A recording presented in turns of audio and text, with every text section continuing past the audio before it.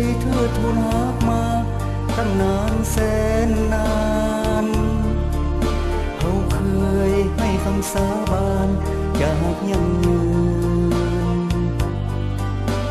เพียงแต่น้อมด้วยใจบ่เคยห้ามจะขัดขืนจะล่วงเกินให้ความหาดับสลาย